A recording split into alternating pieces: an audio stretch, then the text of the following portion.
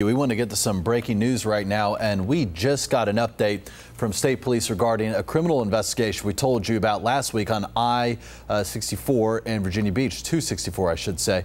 Investigators say the 57-year-old male driver and 50-year-old female passenger died before they crashed in the eastbound lanes last week near Laskin Road. Now, troopers also tell us they found a gun inside that car. State police is also working with the Virginia Beach Fire Department on this because a fire that same morning happened at the home of one of those people who died. So a lot going on here. We're following this story today, and we will update you as we learn more. Check out our website.